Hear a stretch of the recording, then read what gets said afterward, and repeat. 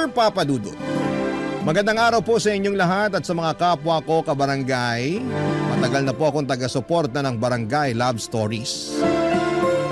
Dahil may katrabaho po ako dati na palaging nakikinig sa inyong mga kwento sa YouTube. Dahil sa kanya, nagsimula na rin po akong makinig sa Barangay Love Stories. Ang kwentong ito ay isang bahagi ng aking buhay na tanging ang aking mami at kapatid lamang ang nakakaalam. Nakasulat po ito sa aking journal at sa pagkakataong ito, napagdesisyonan ko pong ibahagi sa inyo ang ilan sa mga karanasan at aral na natutunan ko sa buhay. Alam niyo po yung feeling na mas lalong gumagaan ang lahat tuwing may nakakausap ka tungkol sa problema mo. Kaya po ako sumulat sa inyo kasi gusto ko pong maramdaman ulit yung feeling na yon. Ako po si Jasper. Lumaki po ako sa isang pamilya na malayo sa karaniwang buhay ng marami. Noong pinanganak po ako ay tila hindi pa ganap na handa ang mami ko na maging isang magulang. Maaga po naghiwalay ang aking mga magulang at hindi ko na po nakilala ang aking tunay na ama. Kaya po habang ako'y lumalaki, ang yaya ko po ang madalas kong kasama at kausap sa bahay. Nagbago po ang aming sitwasyon noong pinanganak ang kapatid ko, si Dylan, na ang tatay ay isang Amerikano. Ngunit hindi rin po nagtagal at naghiwalay din si mami at ang tatay ni Dylan. Habang lumalaki po ako ay unti-unti kong napapansin na parang mas paborito ni mami si Dylan. Aaminin ko po na sobrang nasasaktan ako tuwing napapansin ko po ito. Pero ni minsan, hindi ko po pinagbuhatan ng sama ng loob ang aking half-brother. Sa katunayan po ay hindi ko na rin po naramdaman na magkaiba pala kami ng ama. Para sa akin ay si Dylan ang kapatid ko at wala po akong ibang nararamdaman kundi ang pagmamahal at pagkalinga sa kanya, Papa Dudut.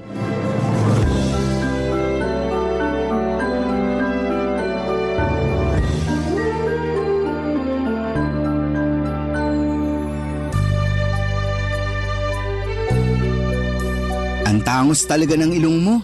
Sana kahit kalahati man lang bigyan mo ako. Tapos ang puti-puti mo pa. Iba talaga pag may lahing kano.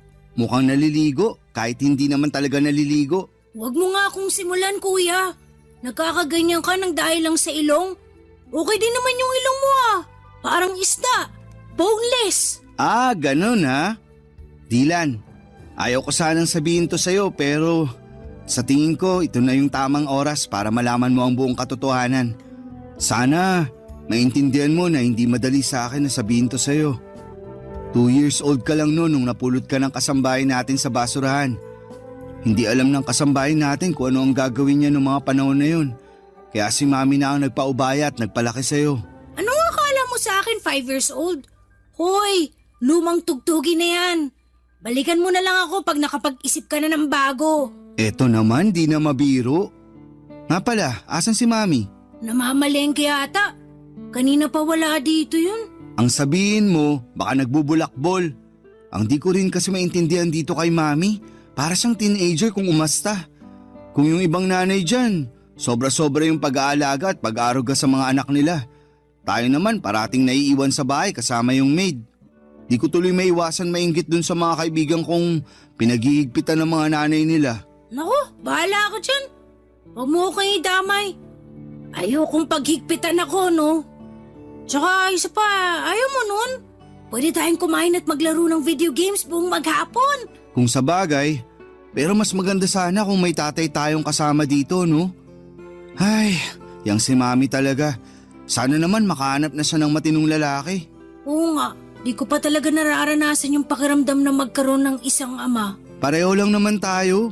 Yung tatay ko di ko na rin naabutan. Tapos yung tatay mo naman, sobrang bata mo pa nun. Di nga nagtagal ng 1 month yun dito sa bahay. Mabait pa yung tatay ko, kuya. Ewan, di ko rin masabi. Pero ang natatandaan ko, parati silang nag-aaway ni mami. Tas kadalasan, nasa terrace yung tatay mo umiinom at nagyoyosi. Ikaw, Pilipino, Ako naman Amerikano. Ano kaya magiging lahi ng susunod nating kapatid, kuya? German? Japanese? O Canadian? Ano sa tingin mo? Uy, sana naman di na magkaanak yan si Mami. Hirap na nga siya sa ating dalawa eh.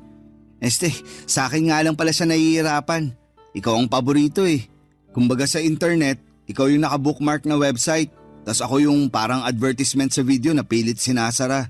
Grabe ka naman, kuya. Hindi naman siguro. Di mo ba talaga napapansin? O sige nung isang araw, anong kinain mo for breakfast? Bacon. Teka lang, bakit mo naman naitanong yan? Mismo. Nung isang araw, pinagalitan at pinigilan niya ako nung kinuha ko yung bacon sa ref. Sabi niya pa nga sa akin, nagtitipid daw tayo. Pero mukhang ako lang naman tong tinitipid niya. Ikaw naman, kuya.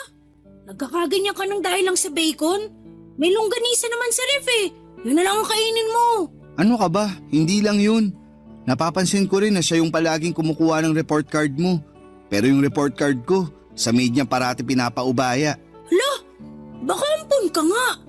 Joke lang. Pero seryoso na to. Pakiramdam ko din na favorite ka ni Mami kasi ikaw tong mukhang foreigner sa ating dalawa. Uy, paano mo naman nasabi yan? Napapansin ko lang kasi na ikaw tong laging binibida niya tuwing kausap niya yung mga kaibigan niya. Tapos kapag pumupunta yung mga kaibigan niya dito sa bahay, ikaw lang yung pinapakilala niya sa kanila. Pakiramdam ko tuloy kung hindi ako ampon. Siguro nakababatang kapatid niya ako. Sa totoo lang, sobrang bigat sa pakiramdam. Kuya talaga? Ba't kung makapagsalita ka parang kasalanan kong lahat? Uy, sorry na. Di ganun ang ibig kong sabihin ha. Pasensya ka na. Masyado lang ako nadala ng mga emosyon ko. At isa pa, yung pagtrato sa akin ni Mami, palagi mong tatandaan na wala kang kasalanan doon, okay? Problema naming dalawa yun ni Mami. Sorry na at ikaw tong napagbubuntungan ko ng sama ng loob. Promise, di ko na ulitin. Last na yon. Talaga? Oo, Walang iwanan ha, promise? promise. I love you, kuya.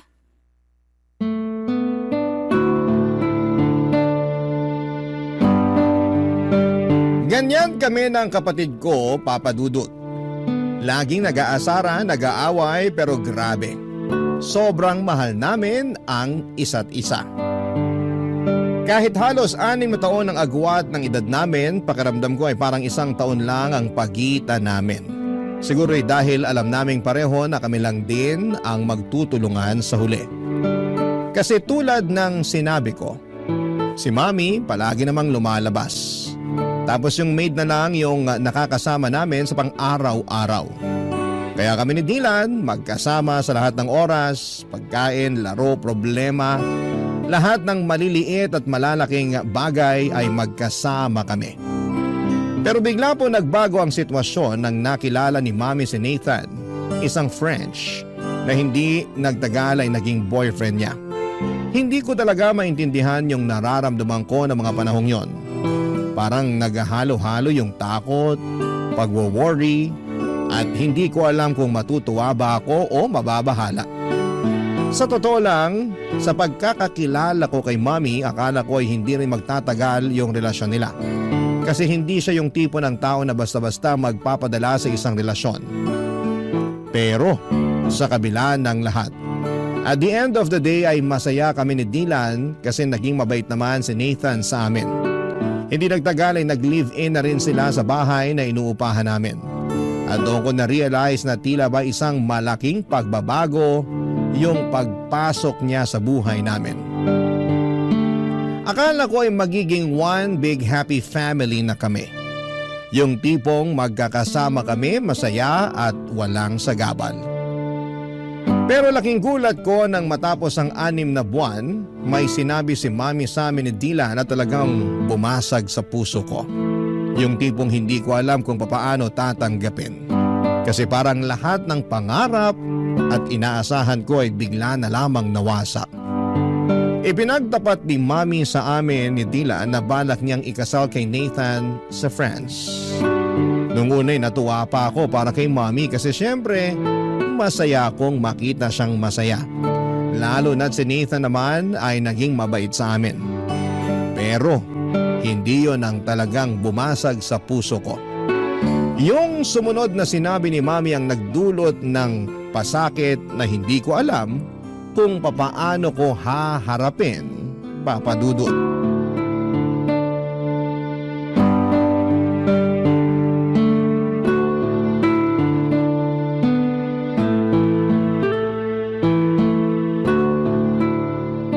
Sige na naman kuya, pahiram ako ng cellphone mo. Sandali lang. Hindi mo ba nakikita na naglalaro pa ako?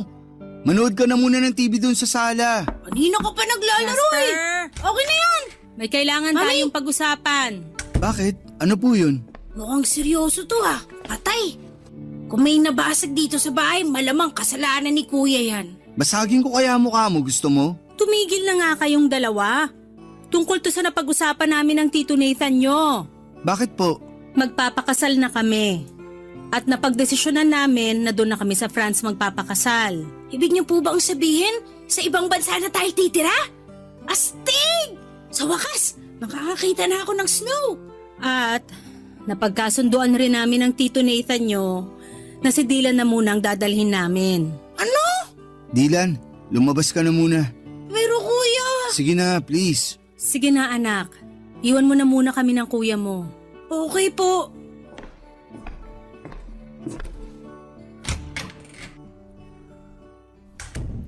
Ibig niyong sabihin, iiwan niyo na ako? Jasper, mahal ang cost of living doon. Walang bahay ang Tito Nathan mo sa France. Umuupa lang siya ng apartment doon. Magsisiksikan lang tayo kung isasama ka pa namin.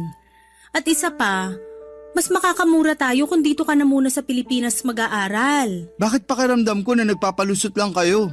Alam ko naman na sa simulat sampul pa lang si Dylan na ang paborito niyong anak. At wala kayong narinig sa akin dahil mahal ko naman yung kapatid ko na yan. Pero di ko akalain na aabot kayo sa puntong paghiwalayin niyo kami. Jasper, wala na akong magagawa. Pinoproseso na ni Tito Nathan ang visa ko pati na rin ang visa ng kapatid mo. At huwag ka mag-alala kasi pumayag na ang lola mo na doon ka muna mag-aaral at titira sa kanya sa probinsya. Sobrang unfair niyo naman po. Alam ko na matagal niyo ng pangarap na maging residente sa ibang bansa. At nabigo kayo nung naghiwalay kayo ng tatay ni Dylan, hindi po ba? Hindi ko rin akalain na ipagpapalit niyo ako para lang sa pangarap mong yan. Ang kapal ng mukha mo? Buwas-bawasan mo yung tabas ng dila mo dahil kung hindi mas malala pa dyan ang aabutin mo sa akin. Nakapagdesisyon na kami ng Tito Nathan mo, Jasper. At wala ka nang magagawa doon. Huwag kang mag-alala. Dadalaw kami dito pag naging residente na kami doon. Hindi ka naman pababayaan ng lola mo dito sa Pilipinas. Pero kayo po ni Dylan ang kailangan ko. Hindi niyo ba naiintindihan yun? Ang tigas naman ng puso niyo sa akin. Para niyo na rin pinamukha sa akin na parang kasalanan ko pa na nabuhay ako sa mundong to. Kung ganito lang din naman ang kahinat na ng lahat ng to, sana pala iniwan niyo na lang ako kay Lola nung ipinanganak niyo ako. Bakit niyo ba ako kinupkup kung hindi niyo rin naman pala kayang panindigan? Anong klase kayong ina? Isa pa, Jasper, at tatamaan ka na talaga sa akin. Umayos ka. Hindi kita pinalaking bastos. Kung tutusin, hindi niyo naman ako pinalaki, di ba? Buong buhay ko, lagi kayong wala. Ano po ba ang naging kasalanan ko sa inyo para tratuhin niyo ako ng ganito? Kuya? Kuya, ano pang sinabi ni Mami sa'yo? Nagbago ba ang isip niya? Mukhang buo na ang desisyon niya. Kung ganun, hindi ako sasama sa kanila. Dito lang ako sa tabi mo, kuya. Dylan, wag. Ha? Anong ibig mong sabihin?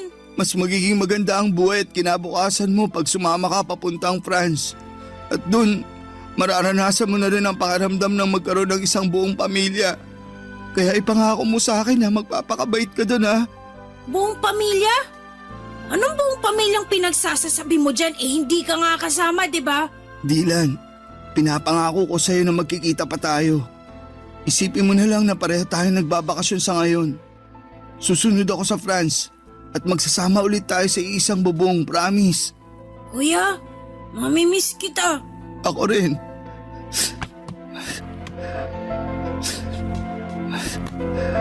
Oh, eto. Kunin mo. Ano to, kuya? Sa'yo na yung cellphone ko. Para naman may remembrance ka sa akin. Ingatan mo yan, ha? Oo, iingatan ko to. Thank you, kuya. Pero paano ka? Doon na daw ako kay Lola titira eh. Sigurado naman ako na may cellphone yun. O siguro magpapabili ako sa kanya. Ewan ko. Basta, huwag kang mag-alala. Dahil tatawagan pa rin kita, okay? Kuya, mamimiss kita. Payakap ako.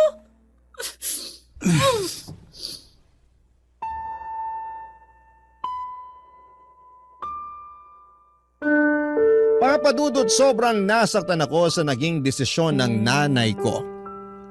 Hindi ko malilimutan yung araw na umalis sila, Mami at yung partner niyang si Nathan at ang kapatid ko papunta sa France. Hindi ko makakalimutan na hindi na ako sumama sa kanila sa airport. At pinili ko na lamang na magtago at hindi na magpakita para kahit papaano ay maibsan yung sakit na nararamdaman ko sa pag-alis nila. Pero kahit na anong gawin ko ay hindi pa rin natanggal yung bigat sa dibdib ko. Noong sumunod na araw, pumunta na ako sa probinsya doon sa lola ko. Doon nagsimula yung depression ko. Naging pasaway ako at aaminin ko na nalulung ako sa mga bisyo at nagkaroon ng matinding depresyon. Pumayat ako dahil halos hindi ko na nararamdaman ang gutom. At naging pabigat na rin po ako kay lola. Halos hindi na rin ako kumakausap ng tao. Kung hindi ako nagbubulakbol, nandun lang ako sa kwarto, nagkukulong at nakikinig sa music. Simula nung umalis si Mami ay hindi ko na rin siya kinausap pa. Galit na galit pa rin ako sa kanya. Gusto ko siyang sumbatan sa lahat ng sakit na nararamdaman ko. Pero pinili ko na lang na manahimik at maglaho na parang bula sa buhay niya. Mas lalo rin akong nasaktan noong hindi rin ako kinausap ng nanay ko simula nang umalis siya. Dahil alam niya siguro na hindi naman ako pababayaan ng lola ko. Pero syempre mas lalo lang nadagdagan ang pagkamuhi ko sa nanay ko. Si Dylan naman, papadudot, ay palagi ko siyang sinusubukang i-contact.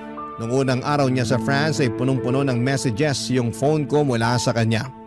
Mga pictures, mga videos na nag-i-enjoy sa bagong buhay niya doon.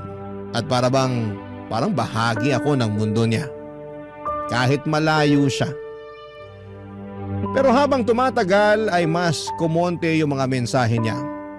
Kung minsan, ilang araw na akong hindi makakatanggap kahit isang text mula sa kanya. At yon, hindi ko maiwasang mag-isip na baka nakalimutan na niya ako. Nasaktan ako noon syempre at mahirap tanggapin, pero iniisip ko na lamang na baka abala ako sa bago niyang buhay kasama sina Mami at si Nathan, papadudot. Barangay Love Stories. Barangay Love Stories. Yung empathy ng lola ko ang naging gabay ko, papadudot. Kahit na siguro naging pasakit ako sa kanya, ni minsan ay hindi ko naramdaman at tinataboy ako ni lola. Laging pinaparamdam ni lola na naiintindihan niya ako. Ikinuwento sa akin ni lola na gusto raw akong ipalaglag ni Mami noong ipinagbubuntis pa ako nito, pero siya ang tumutol at ipinaglaban akong ipanganak. Nalaman ko rin na siya ang may gustong lumayo kami ni Mami para lumaki ako sa piling ng tunay kong ina. Pero hindi alam ni lola na sobrang iba pala ang trato sa akin ni Mami habang lumalaki ako. Masakit mang marinig ang mga revelasyon ni lola ay hindi ako nawala ng pag-asa. Dahil sa pagmamahal ni lola ay nagpatuloy ako sa pag-aaral at nakapagtapos ng Bachelor of Science in Software Engineering. Niyaya ko pa siya na tumira sa syudad, pero mas gusto niyang manatili sa probinsya. Tinanggap ko na lamang ang desisyon niya, pero araw-araw pa rin siyang kinukumusta sa pamamagitan ng cellphone. Bumalik ako ng syudad at pinalad na makapasok sa isang kilalang kumpanya at nag-ipon. Isa sa mga layunin ko noon ay makita si Mami at si Dylan. Aaminin ko na may mga hinanakit pa ako kay Mami, pero handa na akong lunukin ng pride ko, papadudot. Matagal na kasi ang mga nangyari. At ang tanging hangad ko na lamang ay magkaayos kami at makasama sila, lalong-lalo na po si Dylan, papadudot. Sinubukan kong mag-message kay Dylan, pero madalang na lamang talaga siyang mag-reply. Kaya naman nag-decide akong kontakin si Mommy sa social media tungkol sa bala kong kumuha ng tourist visa papunta sa France. Nagulat ako sa mainit na pagtanggap niya. Ang sabi niya ay miss na raw niya ako at humingi pa siya ng sorry sa mga pagkukulang niya. Pinatawad ko siya at naramdaman ko na parang naghilom na ang mga sugat ko. Nag-file ako ng 3-week leave na approve at natuwa pa ako nang ma-approve ang visa ko. Kaya makakapunta na ako sa bansang bahagi ng Europa kasama na ang France. Agad ko itong binalita kay Mommy at sobrang saya niya para sa akin, Papa Dudut. Si Dylan ay hindi pa rin ako nireplyan. Pero sinabi ko na lamang sa sarili ko na mas okay siguro kung magkita na lamang kami ng personal. At dumating na nga ang matagal ko nang hinihintay, Papa Dudut, ang makatungtong sa airport ng France.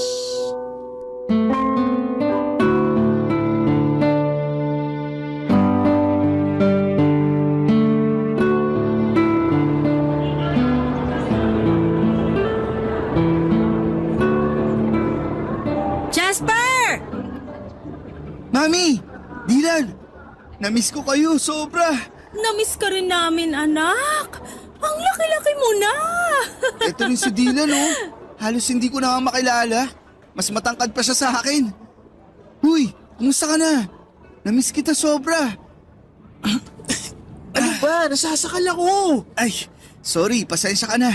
Masaya lang talaga ako at nagkita na rin tayo. Uy, ikaw ba't bihira ka na lang mag-text sa akin? Di mo na rin sinasagot yung cellphone mo tuwing tumatawag ako. Alam mo, konti na lang magtatampo na talaga ako sa'yo. Jasper, pwede ba? Pagod ako. Mami, mauna na ako sa kotse. Sige, anak. Hintayin mo na lang kami ng kuya mo. Mami, may problema ba si Dylan? Bakit nanlalamig siya sa akin? Tapos Jasper pa talaga yung tawag niya sa akin, ha? Naku na, hayaan mo na muna yung kapatid mo na yon. Pagod lang yun kasi late na natulog. Pero syempre, ginising ko siya ng maaga at pinilit ko siyang samahan ako dito sa airport. Ah, kaya pala. Pero bakit Jasper lang yung tawag niya sa akin kanina? Aaminin ko, medyo nasaktan ako dun. Nak, sobrang magkaiba kasi ang kultura dito sa France at doon sa atin sa Pilipinas. Dito kasi sa France, walang kuya-kuya at ate-ate. First name lang ang tawagan ng mga magkakapatid dito. Ano ba yan? Sobrang nakakapanibago naman. Mabuti na lang talaga at marunong pa siya magtagalog. Aba, syempre naman. Hindi ako nagfe-French kapag kausap ko yung kapatid mo na yan. Kasi ayoko na makalimutan niya yung lengguwahe natin. Mabuti naman po kung ganun. Pero mami, siguro ang galing nyo na ni Dylan mag-French, no? Oo naman. Sa katunayan nga, mas magaling pang mag-French ang kapatid mo kaysa sa akin eh. Napakatalinong bata. Sobra! Kahit nung bata pa yan, sobrang hanga na ako dyan eh. Nga po pala, may kailangan akong sabihin sa inyo. Ano yon, Nak? Huwag po kayong mabibigla ha. Naaalala niyo po ba yung hotel na nireserve ko para sana sa 2 linggo na stay ko dito sa France? Oo. Bakit? Ano po kasi, kinancel ko po yung reservation ko sa hotel na yun. Nag-request po ako ng refund. Ha? Bakit mo naman ginawa yun, Nak? Mami, tatapatin na po kita. Gusto ko po sana magstay sa apartment niyo, nakasama ka at si Dylan. Ano? Ay, anak naman eh. Hindi kalakihan yung tinitira namin na apartment. Hindi ka magiging komportable doon. Maghanap ka na lang ng ibang hotel, tutulungan kita. Kahit ako na ang magbayad. Mami, ganito kasi yan. Sa 2 linggo ko na stay dito, ayoko naman po magmukmok sa hotel. Gusto ko po kayong makasama ni Dylan sa bawat segundo, minuto at oras. Kaya please na po, Mami. Pumayag na po kayo. Ay, kahit kailan ka talaga, oo. Napaka-independent mo na pero parang bata ka pa rin kung umasta. So, ibig sabihin ba niyan pumapayag na po kayo? May magagawa pa ba ako? Salamat po, Mami. I love you. Pero ipapaalala ko lang sa'yo na wala kaming guest room sa apartment na yon. Doon ka na matutulog sa kwarto ni Dylan pero single bed lang yon. Okay lang sa akin kahit sa saig na po ako matulog. Loko-loko ka talagang bata ka. May extra foam naman dun eh. Yun na munang ipapagamit ko sa'yo. Thank you po. Nga pala, Mami. Kumusta kayo ni Nathan? Okay naman po ba kayo? Yung Tito Nathan mo? Okay naman kami. Bakit mo naman natanong yan? Wala lang po. Matagal-tagal na rin kasi nung huli ko siyang nakita. Sa tingin niyo po ba, okay lang sa kanya na doon na muna ako tutuloy sa apartment? Ayan tayo eh. O di ba sana naisip mo yan bago mo kinansela yung reservation mo dun sa hotel? Ibang klase ka talagang bata ka. Mami talaga. Sigurado akong mabibigla yon. Pero huwag kang mag-alala. Ako na magpapaliwanag sa kanya. Thank you, Mami. Kaya mahal na mahal ko po kayo eh. Naku, nambola pa. Pero Jasper, kung sakaling may marinig ka na ingay galing sa kwarto namin, huwag mo na lang pansinin, okay? Kasi alam mo naman, buhay mag-asawa, paminsan-minsan may mga hindi pinagkakasunduan. Pero wala namang problema na hindi nasosolusyonan, di ba? Bakit po? Madalas po ba kayo mag-away ni Nathan? Alam mo naman mga French, ang tatapang. Tapos kapag may pinaniniwalaan sila, talagang pinaninindigan nila. Kaya ayan, paminsan-minsan nagtatalo kami dahil sa ugali ng Tito Nathan mo na ganyan. Kaya pala. Mukhang maninibago ako dito ah. Halika na nga, sa bahay na tayo magkwentuhan. Papadudot, tumuloy po ako sa apartment ni na Mommy at salamat na lamang at napapayag si Nathan na doon ako tumira ng 2 linggo. Mabuti na rin po at naging okay na kami ni Mommy at sobrang nagpapasalamat po ako sa Panginoon dahil sa maayos ang relasyon namin. Pero si Dylan po ay mukhang siya naman po ngayon ang nanlalamig. Hindi na kami masyadong nagkakausap. Kahit nasa isang kwarto lamang kami natutulog. Kadalasan po ay naka-headset lamang siya at tuwing tinatanong ko siya o nakikipag-small talk, parang hindi siya interesado. Minsan nga po ay hindi na niya ako sinasagot ng maayos. Nung una iniisip ko na baka epekto lamang ito ng pagiging dito niya sa France nanirahan. O baka naman dahil sa mga pagtatalo ni Mommy at Nathan sa kabilang kwarto. Alam ko po kasi na kahit na hindi nila sinasadya ay malaki ang epekto ng mga ganong bagay. Lalo na kapag naririnig ng bata. May mga pagkakataon din na iniisip ko na baka may pinagdadaanan siya na hindi ko pa rin nauunawaan. Sinubukan ko pong kausapin siya minsan kung bakit siya nanlalamig. Pero iniiwasan lamang po niya ako. Hindi ko na po siya pinipilit, baka lalo lang po siyang magtampo o magalit. Naintindihan ko naman po na may mga bagay na ayaw pa niyang pag-usapan at baka hindi pa siya handa papadudot. Kahit na ganito siya, hindi po nagbago ang pagmamahal ko sa kanya. Mahal na mahal ko pa rin siya at ginagawa ko po ang lahat para iparamdam sa kanya ang bagay na yon. Kaya noong nagkita kami, ginamit ko po yung pagkakataon para ipakita sa kanya kung gaano ko siya pinapahalagahan. Pinagluluto ko siya ng almusal, binibilhan ng mga bagong gadgets at kung ano-ano pa. Nagpasalamat naman siya pero hanggang doon na lang. Wala na po yung mga asaran at kulitan namin at ako na lang po ang unti-unting nag-a-adjust sa nagbabagong ugali ng kapatid ko. Hanggang isang gabi habang si Dylan ay abala sa computer at ako naman ay naglilinis ng kwarto ay may napansin po kong kakaiba sa likod niya. Manipis po kasi yung suot niyang damit noong araw na yon. Kaya kitang-kita ko na may kakaibang kulay sa likod niya. Dali-dali ko pong inangat ang t-shirt niya at parang nabasag ang puso ko sa mga nakita ko. May mga pasa siya sa katawan niya. Agad akong natigilan at parang may dumaan na bagyong dumurog sa puso ko.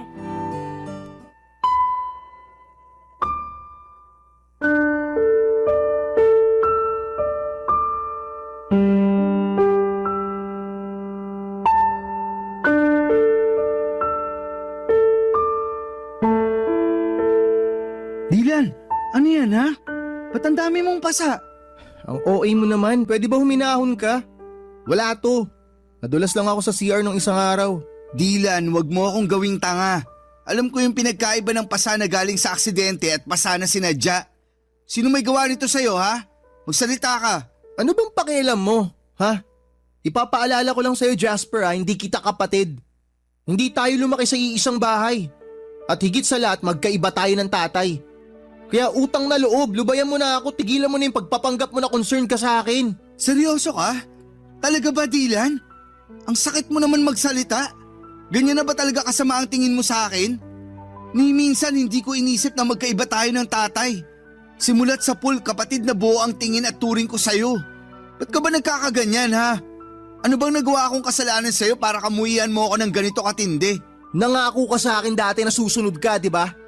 Nangako ka na magkikita tayo ulit, pero pinaasa mo lang ako. Ang tagal ko naghintay, nagmukha akong tanga. Hanggang napagod na lang ako. Napagod ako sa walang katapusang paghihintay dun sa pangako mong napako. Pero nandito na ako ngayon, di ba? Dylan naman. Hoy, wag ka nga umasta na parang kasalanan ko kung bakit ako nagkakaganito. O nandito ka nga, pero iiwan mo rin naman ako pagkatapos ng 2 linggo eh. Sana hindi ka na lang pumunta dito. Nagsayang ka na ng oras, nagsayang ka pa ng pera. Dylan, makinig ka. Please, wag mo namang isumbat sa akin yung pagkakalayo natin. Wala ni isa sa atin ang ginusto na mangyari yun. Akala mo ba hindi ako nasaktan na pilit akong inilayo sa nag-iisa kong kapatid? Durog na durog ako nung umalis kayo. Hindi ko alam kung paano ko hinarap ang bawat araw na wala ka sa tabi ko. Pero wala na akong magawa nun. Kaya tiniis ko, Dylan. Tiniis ko yung sakit na yun. Kasi alam ko na mas magiging maganda ang buhay mo dito. At alam ko na mas makakamit mo yung mga pangarap mo dito. Kahit kailan, hindi ko pinangarap na mabugbog ng asawa ng nanay ko. Teka lang, si Nathan? Siya ang may gawa nito sa'yo? Magbabayad siya sa ginawa niya sa'yo. Hayop siya? Hayop! Teka lang, kumalma ka nga. Masyado kang mainit eh. Makinig ka sa akin. Kung ano man yung ginagawa niya, hayaan mo na. Huwag ka na makialam. Mamaya madamay ka pa eh. Dylan, magpaliwanag ka. Bakit niya nagawa sa'yo ito? Kailan nagsimula to? Paano? Sabihin mo na sa akin, parang awa mo na. Ay, sa akin niya binubunton yung galit niya kasi hindi siya mabigyan ni Mami ng anak. Wala naman kaming magawa ni Mami. Kailangan namin ng tulong niya eh. Kasi gusto namin maging legal na residente dito. Matagal ng pangarap ni Mami yun. Buwisit na pangarap yan. Wala man lang bang ginawa si Mami para ipagtanggol ka? Alam ni Mami lahat ng ginagawa sa akin ni Nathan. Pero wala nang pag-asa si Mami. Palagi na lang niyang pinagtatanggol yung asawa niya. Kesyo unawain ko na lang daw kasi nga may pinagdadaanan. Bakit di mo agad sinabi sa akin to? Bakit? May magagawa ka ba? Kung sinabi ko sa ito noon pa? Kung makaasta ka para kang hero ah. Wala ka rin namang magagawa eh. Di ba? Eto ba ang dahilan kung bakit di mo sinasagot mga messages at tawag ko sa'yo? Dahil mas pinili mong sarilinin ang lahat ng problema mo? Oo. Napakatanga ko! Napakabobo ko! Napakalaki kong gago! Dapat andito ako noong mga panahong kinailangan mo ko. Dapat nandito ako noong mga panahong kinailangan mo ng taong magpoprotekta sa'yo. Dapat nandito ako noong mga panahong wala kang karamay at kinailangan mong ilabas lahat ng sakit ng dahil sa lahat ng pinagdadaanan mo. I'm sorry, Dylan. Patawarin mo ako. Hindi mo kailangan humingi ng tawad. Pasensya ka na kung pinamukha ko sa'yo na kasalanan mo lahat kung bakit nangyayari to. Ang importante, hindi ka na ulit masasaktan ng animal na yon, naiintindihan mo? Alam mo kung ano yung pinakamasakit para sa akin? Yung simula pagkabata natin, ikaw yung paboritong anak ni Mami pero hindi ka man lang niya nagawang ipagtanggol sa hayop na Nathan na yon. Hindi ko alam kung paano natiis ni Mami yung ganitong klaseng sitwasyon, Dylan. Hindi ko na talaga kaya dito. Sasama na ako sa'yo. Parang awa mo na isama mo ako. Sorry kung hindi kita pinakitunguhan agad ng maayos. Ang totoo niyan, gustong gusto na kitang yakapin nung unang araw pa lang na nagkita tayo dun sa airport. Pero nilamon kasi ako ng inggit eh. Nilamon ako ng lungkot. Naiinggit ako kasi malaya mo nagagawa lahat ng mga bagay na gusto mo. Habang ako, mala-impyerno yung buhay ko dito.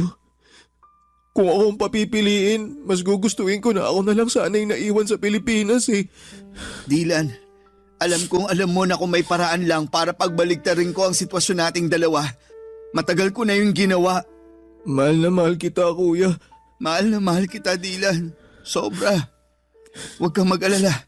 Iuwi na kita sa Pinas. Kayo ni Mami. Wala nang dahilan para manatili pa kayo dito. Hindi na ako makakapayag na saktan ka pa ng hayop na yon. Salamat, kuya.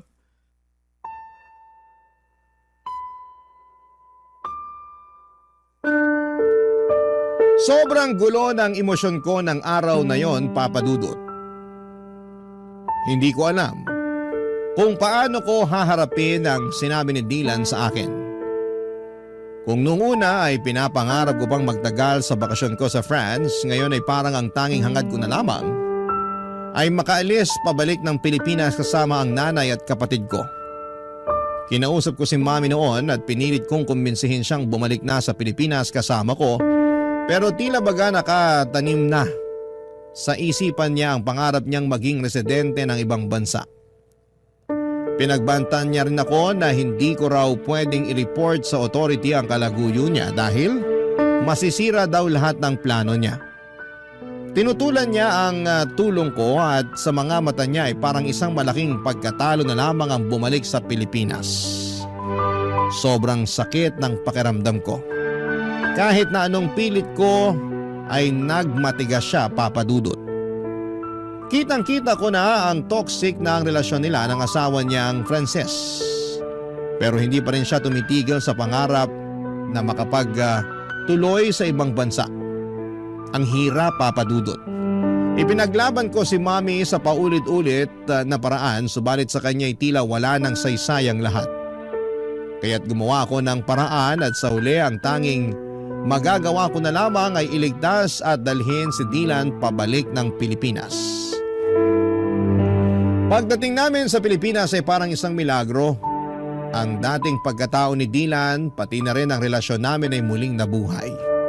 Parang ang mga piraso ng aming koneksyon na matagal nang nawalay ay unti-unting nagsimulang magdikit muli. Naramdaman ko ang pagbabalik ng tiwala, bukas siya sa akin at sa bawat araw ay tila mas nagiging malapit kami sa isa't isa, Papa Dudut.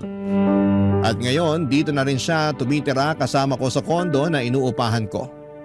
Lahat ng mga pangangailangan niya ako na ang nag-aalaga at nag-aasikaso. At si Mami naman kahit nalabag sa puso ko na iwanan siya sa France ay wala po akong magagawa. Pakiramdam ko noon kung patuloy ako magmamatigas at ipagpipilitan ang gusto ko ay baka si Mami na mismo ang magtulak sa akin papalayo at ayokong mawala pa siyang muli. Hindi ko kayang masira pa ang natitira naming relasyon. Kaya kahit na ang sakit ay sinabi ko na lamang sa kanya na tawagan ako kaagad kung umabot na sila sa punto ng pisikala ng asawa niya. Binigay ko na rin sa kanya lahat ng mga phone numbers na mga pwedeng magbigay ng tulong doon kung sakasakali. Papa Dudut, gulong-gulo po ako noon. Para akong naiwan sa gitna ng isang bagyong hindi ko kayang kontrolin. Hindi ko matanggap na nanatili siya sa poder ng lalaking yon. Yung lalaking nanakit sa kapatid ko. Yung lalaking unti-unting tinatanggal ang kanyang peace of mind. Sobrang hirap at sa kabila ng lahat ng mga nangyari, parang hindi ko kayang tanggapin na patuloy niyang pinipili ang lalaking yon. Parang isang sugat na hindi mo kayang hilumin. Isang pighati na paulit-ulit na bumabalik. Barangay Love Stories. Barangay Love Stories. Papa Dudut, naging maayos naman po ang buhay ni Dylan dito sa Pilipinas. Lalo na at magkasama kami. Maliit lang ang inuupahan kong kondo pero komportable at magaan sa pakiramdam. Natustusan ko naman ang mga pangangailangan namin at sa bawat araw ay natututo rin si Dylan sa pag-a-adjust sa simpleng buhay dito sa Pilipinas. Ako na rin ang nag-aasikaso sa lahat ng papeles ni Dylan para makapag-stay siya ng maayos dito at higit sa lahat ay pinili kong ipagpatuloy ang kanyang edukasyon dito sa Pilipinas. Papa Dudut, masaya ako na naging mapayapa ang buhay namin kahit sa simpleng paraan. Ang mga maliliit na bagay na dating hindi namin binibigyang halaga, mga magaan na araw, tahimik na gabi ay ngayon ay nagiging malalaking bagay para sa amin. Ngunit sa kabila ng lahat ng ito, hindi pa rin nawawala ang matinding pagwo-worry namin kay Mami, lalo na si Dylan. Paminsan-minsan ay binabangungot pa siya parang ang mga masasakit na alaala mula sa France ay patuloy na bumabalik, Papa Dudut. Parang hindi siya makaalis sa mga trauma na iniwan sa kanya ng mga nangyari doon. Minsan ramdam ko ang takot sa mga mata ni Dylan at sobra siyang nagwo-worry sa kalagayan ng nanay namin. Hindi rin ako nakaligtas sa mga alalahaning yon. Pareho kami ng mga nararamdaman, yung bigat sa puso, yung takot na baka may mangyaring masama kay Mami o kaya'y lalo siyang mapahamak, Papa Dudut. Ilang gabi rin ang lumipas na hindi ko maiwasang sisihin ang sarili ko. Sana'y mas pinilit ko si Mami na bumalik sa Pilipinas kasama namin. Hanggang ngayon ay hindi ko pa rin mapatawad ang sarili ko sa desisyon kong iwanan siya doon. Marami akong tanong sa isipan ko kung sana'y mas pinilit ko pa siya, kung sana ay hindi ko siya iniwan baka hindi na siya lumubog pa sa ganitong sitwasyon. Pero sa kabila ng lahat, Papa Dudut, ng pag-aalala at pagdududa, may mga bagay na kailangan ko ring tanggapin. Minsan, hindi mo kayang baguhin ang mga desisyon ng ibang tao. Lalo na kung ang pinipili nilang landas ay iba sa'yo. Ngunit kung may isang bagay man na hindi ko pagsisisihan, yon ay ang desisyon na dalhin si Dylan pabalik ng Pilipinas. Siyang naging dahilan kung bakit mas nagkaroon ng pag-asa akong maramdaman na natutulungan ko siya at magbagong buhay. Sa kanya ko nahanap ang lakas na magpatuloy at hindi ko kayang isiping wala siya sa tabi ko. Lalo na sa mga panahong kailangan ko ng gabay at suporta. Mas ligtas siya sa akin dito at mas magaan ang pakiramdam ko na magkasama kami. Ang mga gabi namin ngayon ay tahimik, puno ng simpleng kaligayahan. At mas kontento kami sa buhay, Papa Dudut.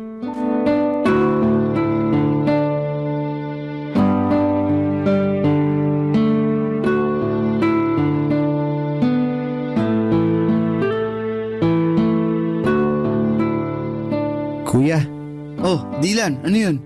salamat talaga. Hindi ka nagdalawang isip na isama ako pabalik dito sa Pilipinas. Sobrang pasalamat ko lang talaga at malaki pa yung natitirang pera sa savings ko noong mga panahon na yun. Dahil doon, nakabili ako kaagad ng ticket mo papunta dito. Nabawasan pa tuloy yung savings mo dahil sa akin. Pasensya ka na talaga ha. Dylan, yan ang wag na wag mong iisipin.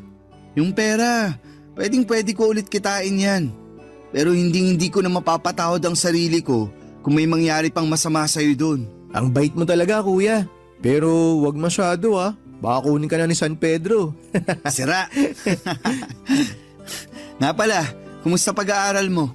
Ayun, okay naman. Medyo nakakapanibago lang ng konti kasi nga magkaiba yung educational system dito sa Pilipinas dun sa France.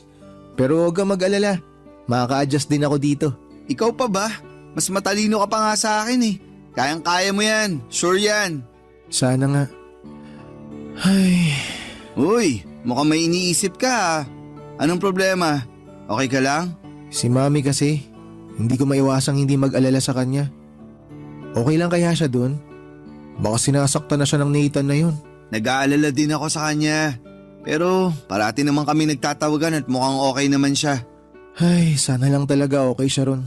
Huwag ka nang mag-alala. Alam mo naman si Mami, matapang yun. Hindi yun umuurong sa kahit anong laban. Kuya, mali ba yung naging desisyon ko? Ha? Anong ibig mong sabihin? Na sumama pabalik sa'yo dito sa Pilipinas. Sobra kasi ako nagigilty. Naiisip ko kasi mas maganda ata kung nagpaiwan na lang ako dun kay Mami. Sana kasama niya pa rin ako hanggang ngayon. Dylan, makinig ka. Wag na wag mong sisisihin ang sarili mo ha? Dahil wala kang ginawang mali. Tama lang yung ginawa mo na umalis sa poder nila.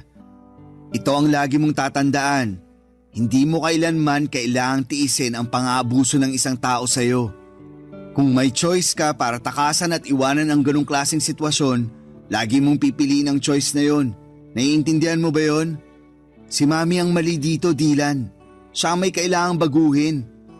Kailangan niyang matutunang respetuhin ang sarili niya.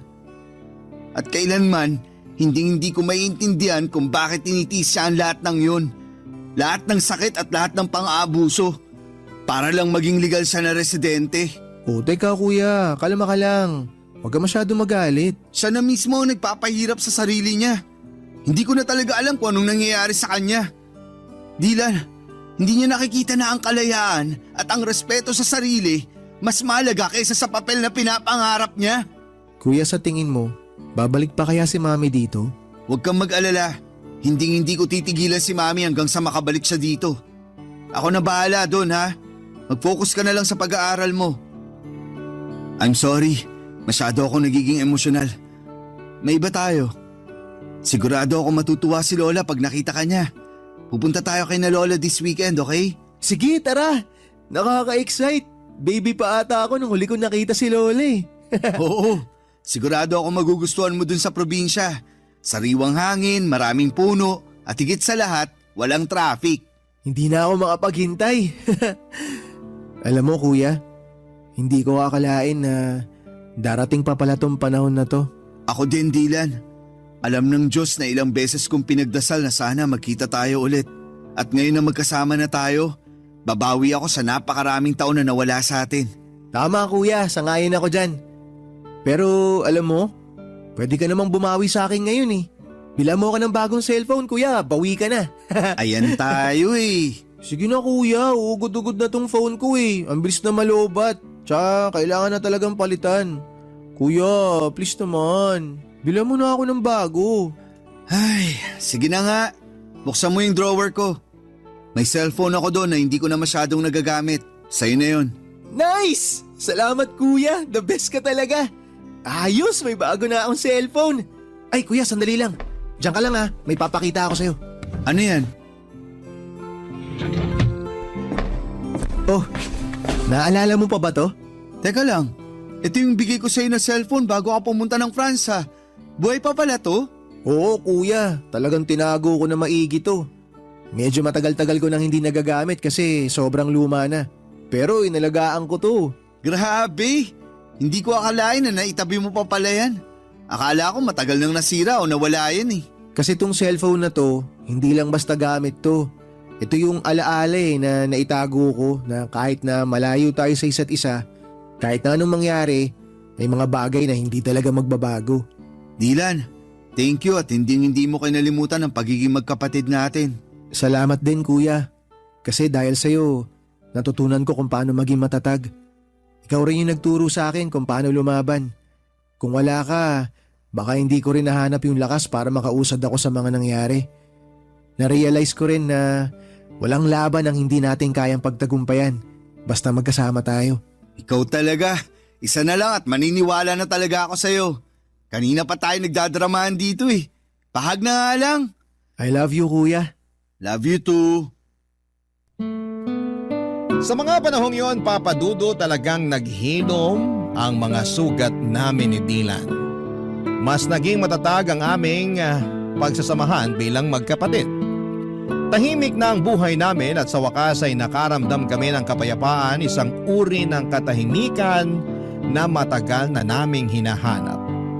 Hindi na rin kami palaging nag-aalala kay Mommy kasi parati kaming nagtatawagan at mukhang okay naman siya.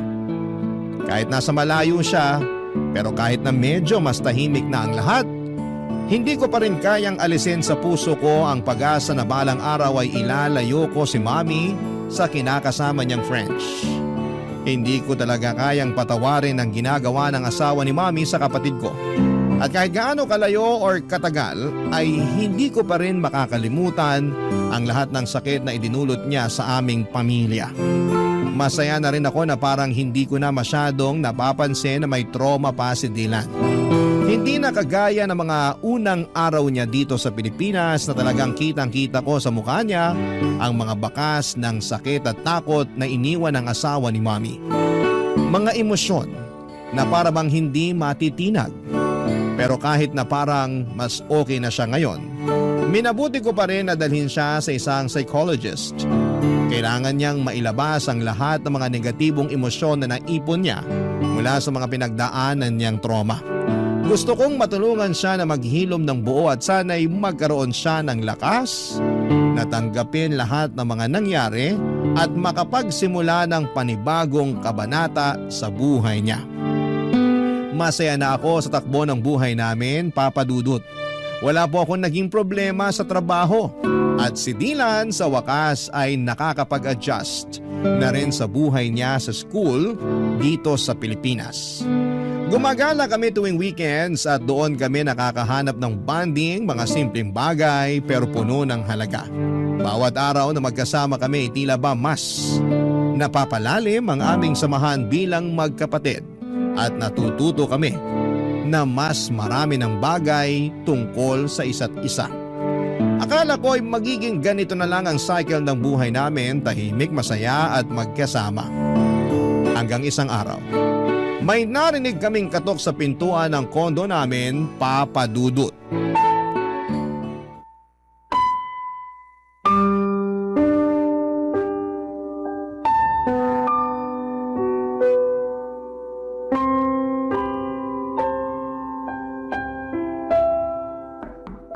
Sandali lang!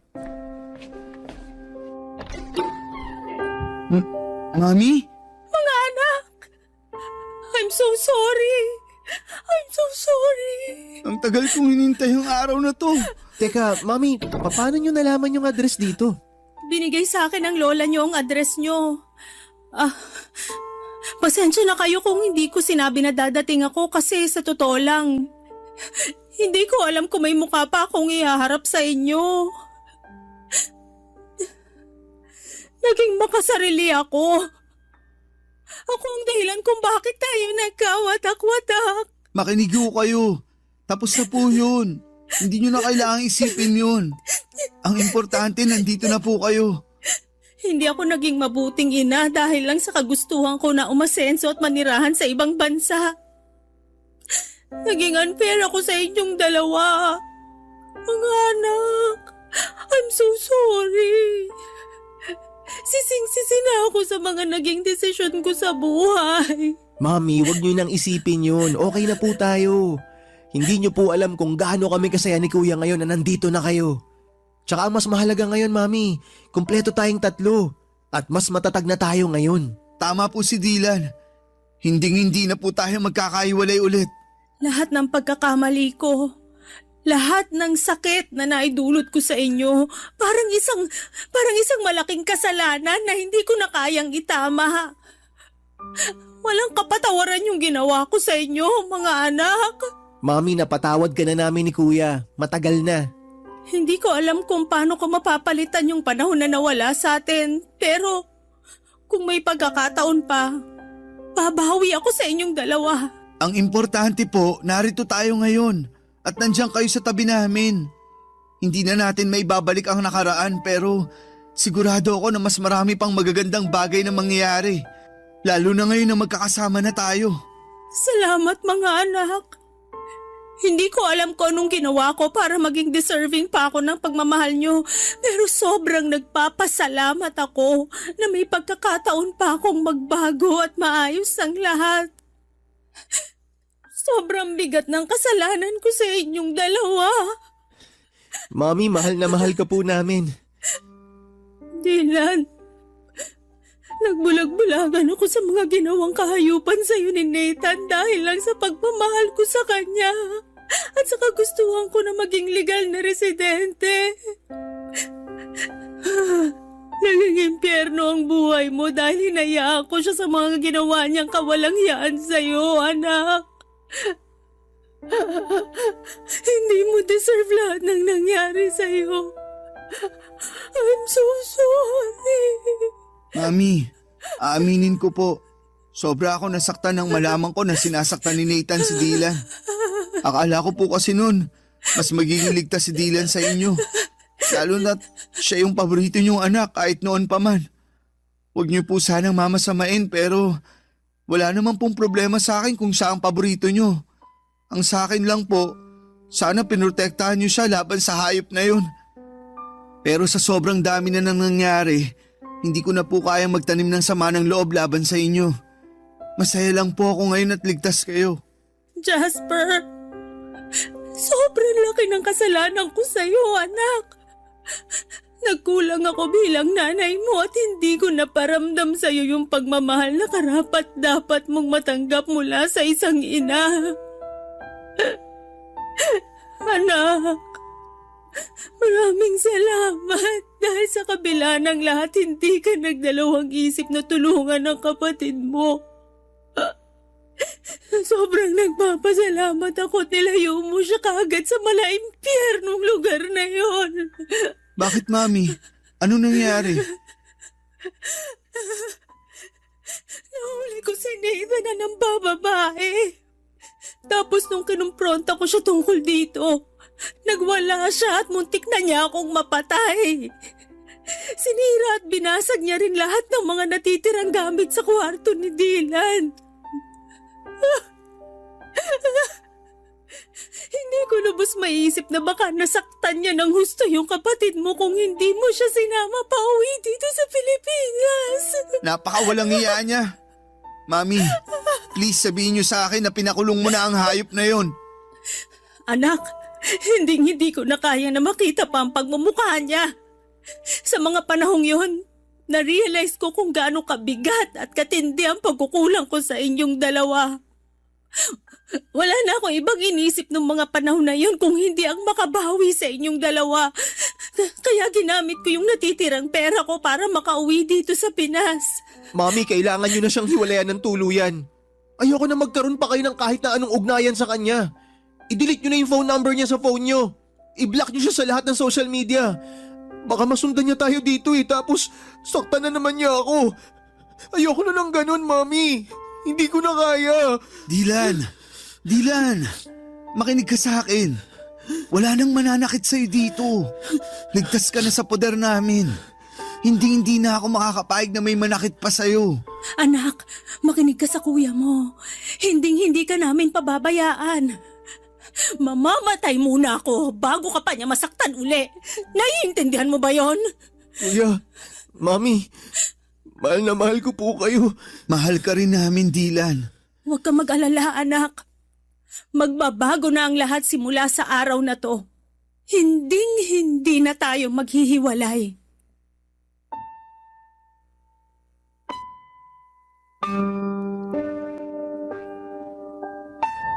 Papadudot muli ko na silaya ng mga bakas ng trauma sa mga mata ni Dylan ng araw na yon. Sobrang aking pag-aalala para sa kanya. Ngunit sa tulong namin ni Mami ay unti-unti at tuluyan din niyang nalaman na hindi siya dapat matakot pa. Si Mami po ay nanirahan kasama namin ni Dylan sa kondo na inuupahan namin. Habang ako ay patuloy sa aking trabaho bilang isang software engineer, si Dylan ay nagsusumika pa rin sa kanyang pag-aaral. At si Mami naman ay nagsimula ng magtrabaho bilang hotel receptionist. Nagtutulungan kami ngayon ni Mami sa mga gastusin at bills at sobrang saya ko po na kahit na hindi na ako bata ay nakakapiling ko pa rin siya sa araw-araw. Naging maayos naman ang takbo ng buhay namin hanggang sa isang araw. Isang kaibigan ni Mami mula sa France ang nagbalita na pumanaw na si Nathan dahil sa isang insidente sa bar. Tinulungan ko si Mami na mag-hire ng French lawyer online upang mag-file ng divorce nang hindi na niya kailangan bumalik pa sa France. Sa kabila ng mahaba at magastos na proseso ay naayos din namin ito at sa wakas ay na-finalize ang divorce. Hindi ko po kayang ilarawan ang gaan ng aming nararamdaman nang matanggap namin ang balita na opisyal nang wala ng bisa ang kasal nila ni Nathan. Sa wakas ay makakapagsimula na kami ng bagong buhay. Sa ngayon ay nagsusumikap kami ni Mami na mag-ipon upang makapagpatayo ng bahay na magiging saksi sa mas marami pang magagandang alaala na bubuuin namin bilang isang pamilya. Sa lahat ng mga naranasan ko ay natutunan ko na ang pagpapatawad ay isang paraan para bigyan ang sarili mo ng pagkakataong magpatuloy at maghilom. At syempre, maging maligaya.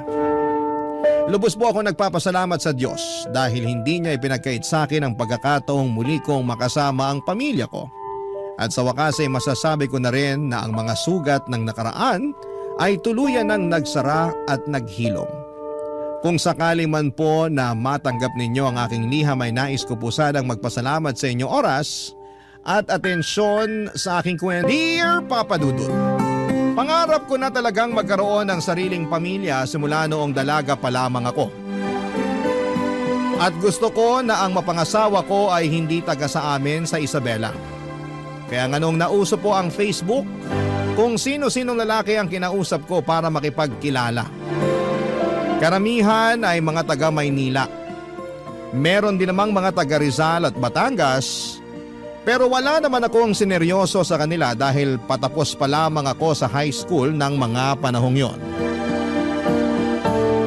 Bago ko i-share ang kwento ko ay magpapakilala muna ako. Ako si Shaira, 32 years old at kasalukuyang nakatira sa Quezon City. Meron na akong 2 anak at kinakasama na tawagin na lang po nating Noriel. Factory worker siya at nakilala ko noon sa kantina dati kong pinagtatrabahuhan bilang dishwasher. Lagi kasi siya doong kumakain. Nung nabuntis ako ni Noriel, alam ko na meron na siyang anak sa dati niyang kinakasama. Pero tinanggap ko pa rin yon dahil mahal ko si Noriel. Magsisimula ang lahat taong 2024 noong nabuntis niya ako sa pangalawa naming baby, Papa Dudut.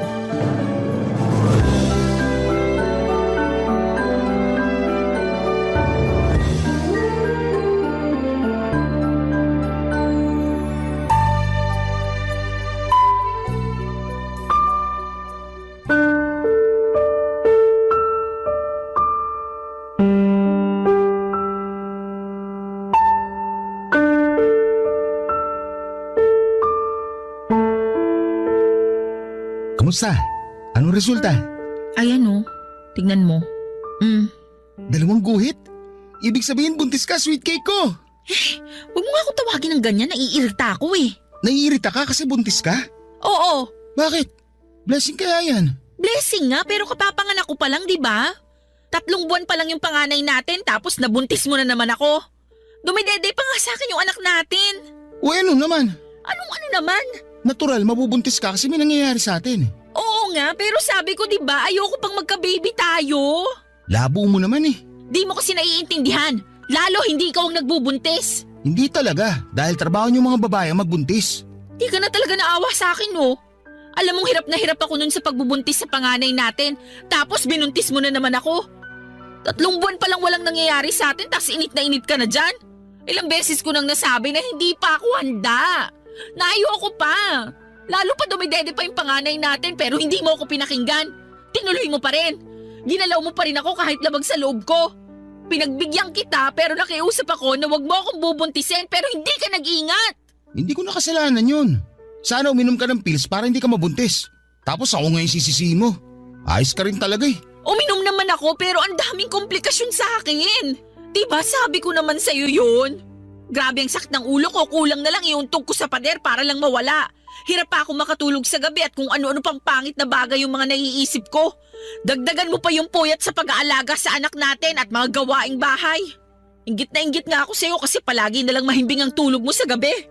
Tapos ikaw pa ang galit pag iniistorbo ko ang tulog mo dahil lang gusto kong magpatulong sa pag-aasikaso sa baby natin.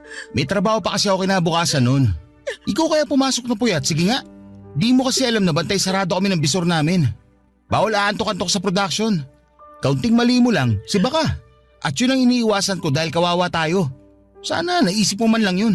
Lagi kong iniisip ang kapakanan mo, kung anong mararamdaman mo. Pero ako ba? Kahit konti, iniisip mo rin? Ano bang klaseng tanong yan? Sagutin mo na lang! Malamang oo. Kaya nga ako nagsisikap sa pagtatrabaho para sa'yo at sa anak natin. Talaga lang ah. Para ka namang sira eh. Sira na kung sira. Pero para sa akin, hindi totoo yung sinasabi mo. Kasi kung totoo na iniisip mo ang kapakanan ko, hindi mo ako agad bubuntisin. Wala kang awa sa akin? Akala mo ganun lang kadaling mag-anak? Kung makapagsalita ka parang di natin anak yung dinadala mo ah. Paano na lang pag lumaki ang batang yan at nalaman niya na ayaw mo sa kanya? Ano na lang mararamdaman niya? Hindi ko sinabi na ayaw ko sa anak natin. Ang akin lang, Hindi pa to yung panahon para magbuntis na naman ako. Hindi ka ba nakakaintindi? 3 buwan pa lang yung panganay natin, Noriel. Hindi naman kaagad lalabas yung pangalawa natin. May ilang buwan pa para lumaki yung panganay natin. Hirap sa'yo, masyado kang OA. Ako ba talaga yung OA? Eh sino pa ba? Alam nga namang nanay ko tayo lang naman nag-uusap dito. O, isa pa yung nanay mo. Oh, anong ginawa sa'yo ng nanay ko? Baka pag nalaman niyang buntis na naman ako, may masabi na naman siya sa akin. Kagaya nung unang beses na nabuntis ako. Pabayaan mo na si nanay. Ganun lang talaga yun. Masyado madaldal pero wala namang ibig sabihin yung mga sinasabi niya. Hindi mo ba nakikita na tuwang-tuwa naman siya sa apo niya nung pinanganak mo? Sigurado akong matutuwa lang din yun pag nalaman niyang buntis ka. Duda ako dyan sa sinabi mo. Parang hindi mo naman kilala nanay mo. Kilala ko siya kasi nanay ko siya. Ikaw ang baka hindi nakakakilala sa kanya. Ay, ewan ko sa'yo. Kahit ano talagang sabihin ko, wala akong boses pagdating dyan sa nanay mo. Hirap sa'yo lahat ginagawa mong issue. Una yung pagbubuntis mo. Tapos ngayon nanay ko naman. Wala ka talaga sa hulog eh.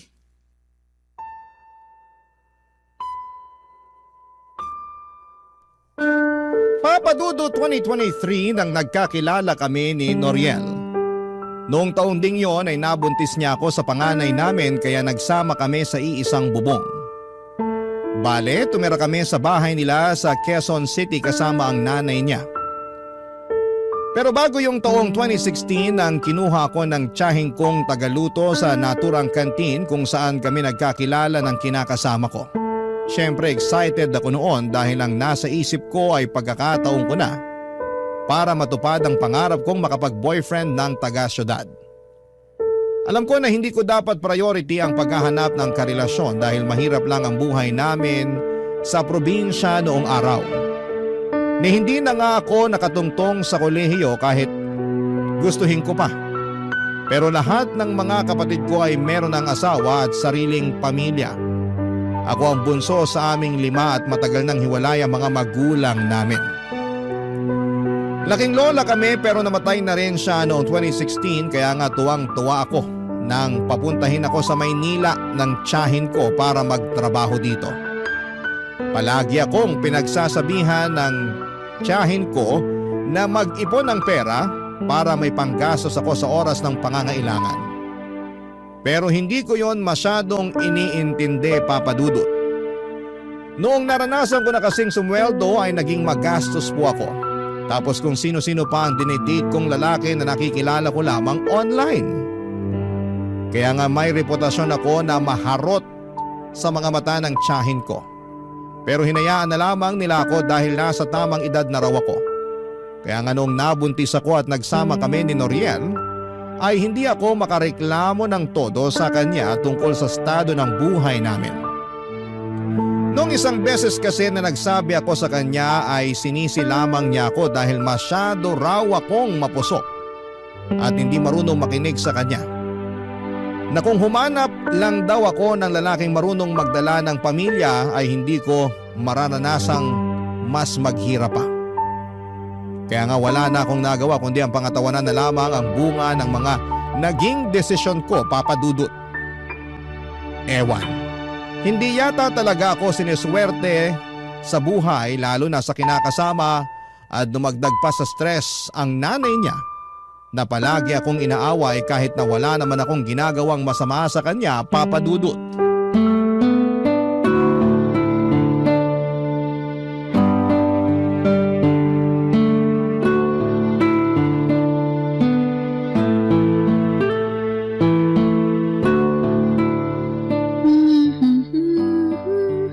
Wow!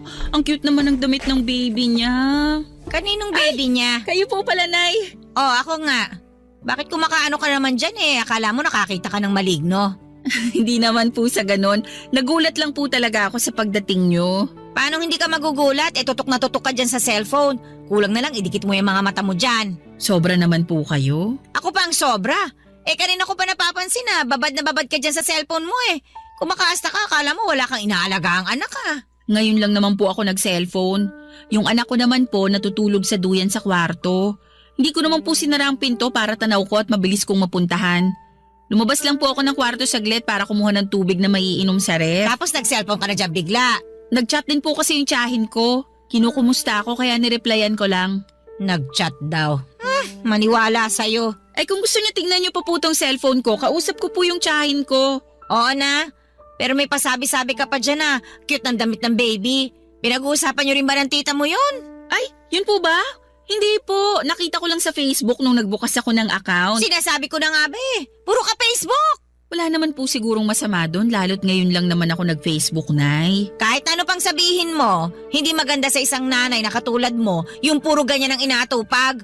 Dapat ang ginagawa mo pag hindi mo inaalagaan yung anak mo, naglilinis ka ng bahay. Tingnan mo, napakaraming hugasin sa lababo. Ako pa bang hinihintay mo maghugas ng mga yan? Hindi naman po, pero mamaya ko na sana huhugasan yung mga pinggan. Masakit pa po kasi yung balakang ko at medyo nangangalay yung mga binti ko. Sus, kunwari ka pa. Sabihin mo, nagdadahilan ka lang para hindi makapaghugas. Style mo, bulok. Ay, hindi naman po ako nagdadahilan. Hindi raw, pero halatang halata naman sa'yo. Inoobserbahan lang kita, Shaira. Pinagpapasensyahan lang, lalo't buntis ka sa panganay niyo ni Noriel ko. Tapos ngayon, nagpabuntis ka na naman sa anak ko para makatakas sa mga gawaing bahay. Ayos ka rin talaga no? Hindi ko naman po ginustong mabuntis ulit. Si Noriel po ang sisihin niyo kung bakit buntis na naman ako. Aba, at bakit ko naman sisisihin yung anak ko? Siya po kasi yung may kasalanan. Sa totoo lang, ayoko nga po munang sundan yung panganay namin, lalo 3 buwan pa lang siya. Kaya lang, masyadong mainit si Noriel. Tapos nagtatampo pag hindi ko pinagbigyan. Malamang, may pangangailangan yung anak ko. Alam ka naman sa ibang babae niya hingin yung pangangailangan niya kasi ayaw mo siyang pagbigyan. Hindi naman po sa ganun, pero nag-usap naman kami na hindi pa ako handa. Sa kakaunting panahon lang naman ang hinihiling ko para makarecover yung katawan ko sa panganganak. Pero hindi naman siya nakinig. Ganyan talaga ang mga lalaki. Kaya nga dapat handa ka ano man ang mangyari. Tsaka kasalanan mo rin naman May iniinom kang pills, di ba? Meron po pero tinigilan ko na bago pa may mangyari sa amin ni Noriel. Oh, ayan. Di namin mo rin. Kasalanan mo rin talaga yan kasi alam mong buntisin ka pero nagpagalo ka ng walang proteksyon. Hindi po kasi maganda yung epekto sa akin ng pills. Di sana sumubok ka ng ibang proteksyon. Hindi lang naman pills ang pwede mong gamitin para hindi ka mabuntis Alam ko naman po, kaso nakakatakot Natatakot ka naman saan? Sa pwedeng maging epekto nun sa katawan ko. Marami po kasi ako nababasa na horror story sa Facebook na galing din sa kapwa ko nanay tungkol sa mga contraceptive na gamit nila. O bakit ako nun? Wala naman nangyari sa akin nung nagpaturok ako Hirap kasi sa'yo masyado ko mapaniwalain sa mga nababasa mo sa Facebook. Iba-ibang katawan ng mga babae. Tsaka kung pumalpak yung unang ginamit mo, di magpalit ka ng iba. Subok lang ng subok hanggang mahanap mo yung hiyang sayo. Ganon yon. Papadudod simula pa lang noong tumungtong ang mga paako sa bahay ni na Noriel ay pinagtaasan na talaga ako ng kilay ng nanay niya. Buntis na kasi ako noon nang dinala ako sa bahay nila at pinakilala ako ng kinakasama ko sa kanyang nanay. Sinabi lang sa akin ni Noriel na may pagkamasungit ang nanay niya pero kuhanin ko na lang daw ang loob para magkasundo kami. Siyempre ang gusto ko ay magkaroon ng maayos na relasyon sa nanay ng kinakasama ko. Pero kahit na anong subok ko sa simula pa lamang ay mukhang ayaw talaga sa akin ang nanay ni Noriel. Madalas niya akong angilan na parang isang dragon na anumang sandali ay bubuga ng apoy. Ang dami rin niyang sinasabi, kumilos man ako o hindi sa bahay nila. Nung ipinagbubuntis ko nga ang panganay namin ni Noriel ay nahirapan talaga ako ng husto kaya kinailangan kong tumigil sa pagtatrabaho. Pinayuhan ako ng doktor na huwag masyadong kumilos pero hindi yon maintindihan ng nanay ng kinakasama ko. Papadudot lagi niya akong inuobliga na maghugas ng pinggan at maglaba.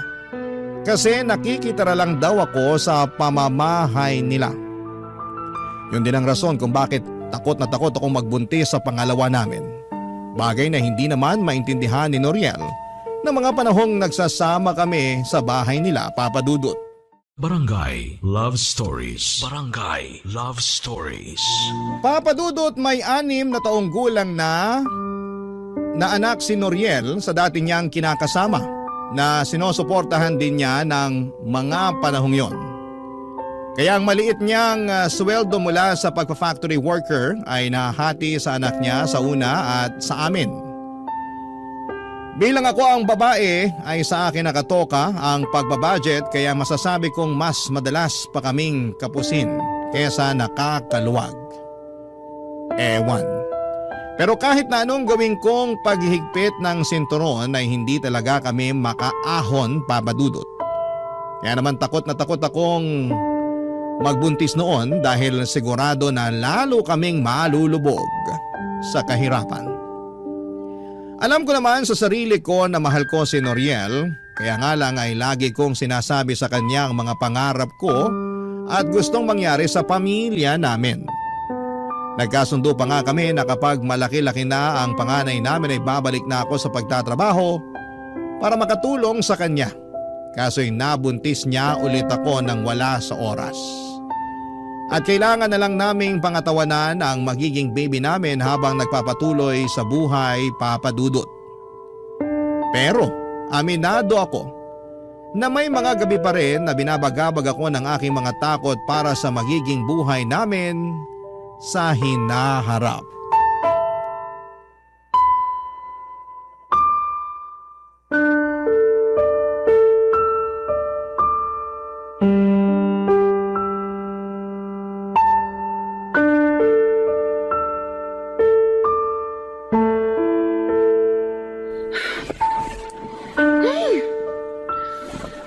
Ano ba yan?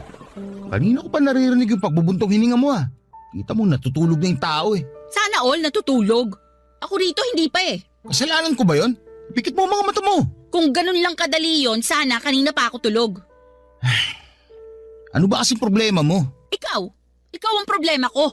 Lagi ka na lang nagagalit sa akin tuwing gusto ko magsabi sa'yo ng nararamdaman ko. Feeling ko tuloy wala ka ng pakialam sa akin. Gabing-gabi na nagdadrama ka pa eh. Patulog na nga yung tao oh.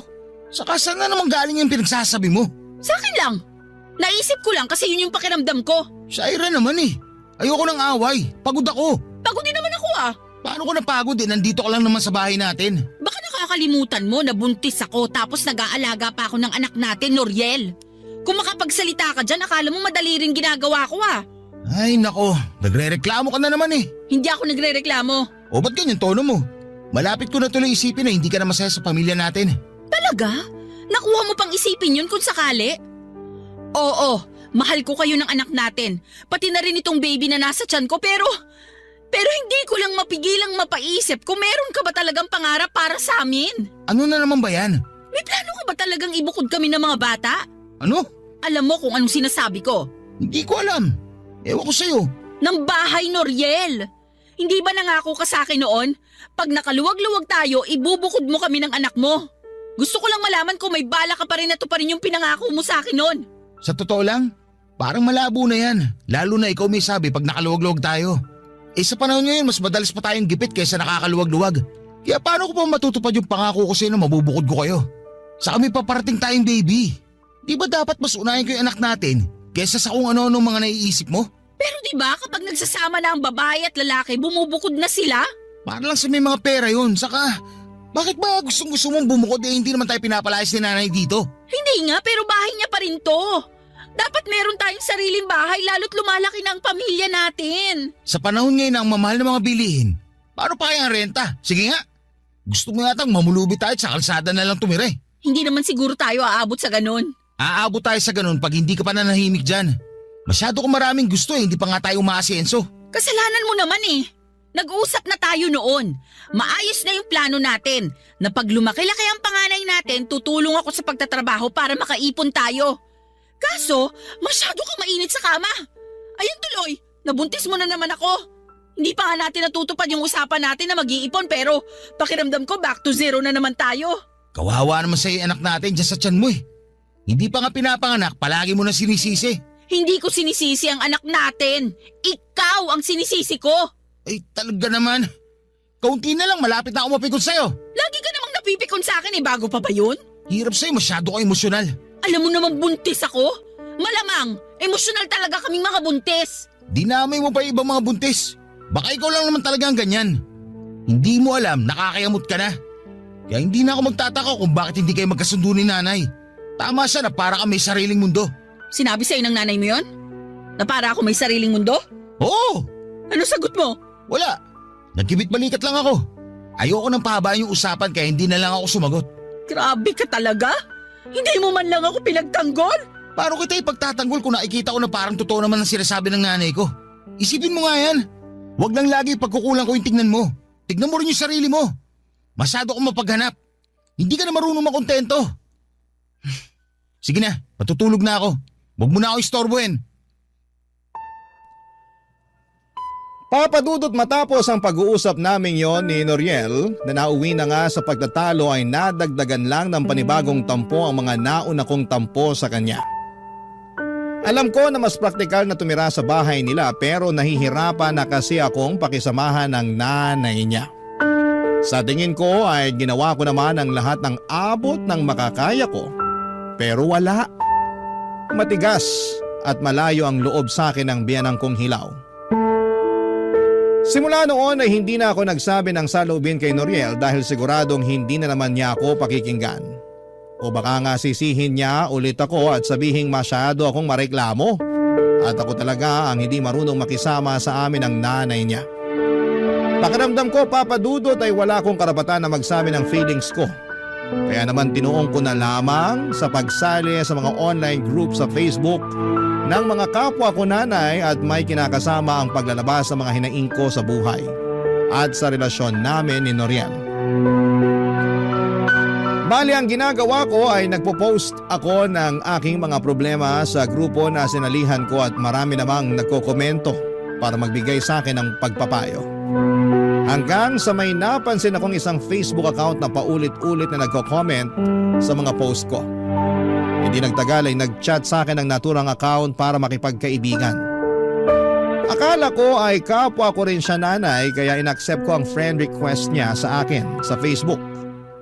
Pero makalipas ang ilang araw ng pag-uusap namin ay inamin niya na isa siyang lalaki, Papa Dudut.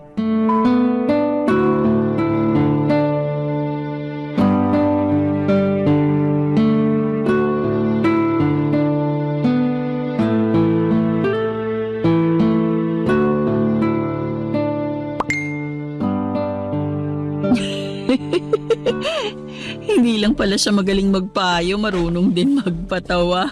Sino marunong ding magpatawa? Po? Sino nga yung marunong magpatawa? Wala po. Anong wala? Matingin ang cellphone mo. Ayoko po. O bakit? Siguro may tinatago ka sa akin ano? Bakit naman po ako may itatago sa inyo? Aba ewan ko. Galing ako sa kusina, katatapos ko lang magluto. Naabutan kita nakaupo na naman dito sa bangko habang pangiti-ngiti. Tapos sabi mo, marunong din siya magpatawa. Eh sino ba yung marunong magpatawa na yon, ha? Si ano po? Si Papa Dudut po. Si Papa Dudut? Opo. Katatapos ko lang po kasing makinig ng Barangay Love Stories. Sa dulo po nagpapayo si Papa Dudut. Tapos bigla po siyang nagpatawa. O bakit hindi ka sa radyo nakikinig? Bakit dyan sa cellphone mo? Meron po kasi silang live sa Facebook. Doon po ako nakikinig at nanunood na rin. Siguraduhin mo lang na yun talaga ang pinaggagawa mong babae ka, ha? Nay naman, ano pa po bang iba kong gagawin sa Facebook? Aba ewan ko sa'yo. Napapansin ko na panayan ang inaatupag mo. Hindi naman po. Ngayon lang po ako umupot nag-cellphone eh. Hindi raw. Ayos-ayusin mo lang talaga dahil pag nalaman ko na may ginagawa kang milagro dyan sa cellphone mo, nako, palalayasin kita rito sa pamamahay ko. Sobra naman po kayo sa ginagawang milagro. Alam niyo po ba na masama ang mambintang? Kaya nga ayusin mo. Matanong ko nga po kayo, Nay. Total, nag-uusap na tayo. Ano yon? Curious lang po ako kasi matagal na rin naman na akong nakatira sa inyo eh. Ano nga yon? Dali-dali ano at may pinapakulo pa akong bulalo dun sa kusina. Bakit po ba ang init ng ulo niyo sa akin? Sa pagkakaalam ko wala naman akong ginagawang masama sa inyo. Pero palagi pa rin kayong nagagalit sa akin. Nagtanong ka pa talaga ha? Hindi pa ba halata? Naalin po? Na ayoko sa'yo. At kahit na wala ka pang gawing masama, ayaw ko na talaga sa'yo nung unang beses pa lang nakita kitang tumapak dito sa pamamahay ko. Bakit naman po? Aba hindi ko alam. Malay ko. Basta naiinis ako sa pagmumukha mo kapag nakikita ka. Pero wala naman ako magawa dahil nanay ka ng apo ko eh. Parang ang unfair naman po nun sa akin kasi ginagawa ko naman lahat para mapalapit sa inyo. Sabi ni Noriel, kuhain ko lang daw ang loob nyo para magkasundo tayo. Pero parang ang tigas-tigas nyo pagdating sa akin. Eh ganun talaga. Alam nga naman pilitin ko ang sarili ko na magustuhan ka. Eh hindi ko nga kaya, di ba? Tsaka kahit paano sinubukan ko naman na tanggapin ka ng buong buo. Kaya nga lang talaga hindi ko magawa. Siguro kasi magkaiba kayo nung unang kinasama ng anak ko Ayun, kahit paano, kuha nun ang loob ko. Magkaiba naman po talaga kami. Talaga magkaiba kayo. Kaya nga siguro ayoko sa'yo kasi mas gusto ko pa rin sa kanya. Pero ako na po yung kinakasama ng anak nyo. Kaya kailangan nyo akong tanggapin sa ayaw at sa gusto nyo. Kung palayasin kaya kita rito sa bahay ko sa ayaw at sa gusto mo. Grabe naman po kayo. Kung magsalita kayo, parang kayo ang kontrabida sa kwentong napakinggan ko sa Barangay Love Stories kanina. Kulang na lang bumuga kayo ng apoy dyan Iniinis mo talaga ako? O hala, Nay! Yung pinapakulo nyo dun sa kusina! Ha? Parang umaapaw na po yata. Naku, mabuti pa puntahan nyo na. Oo nga, kakalinis ko lang ng kalan Baka dumumi na naman. Ay, teka nga. Puntahan ko na nga at ikaw na babae ka ha. Tumulong ka dun sa paghahain sa mesa. Puro ka cellphone. Kulang na lang, idikit mo yung mukha mo dyan sa cellphone mo. Kayo nga po, puro na lang pagalit sa akin Paano hindi ako magagalit? Binibigyan mo ako ng dahilan. Papadudot alam ko sa sarili ko na wala akong ginagawang masama. Kaya bakit abot langit na lamang ang galit sa akin ng nanay ng kinakasama ko?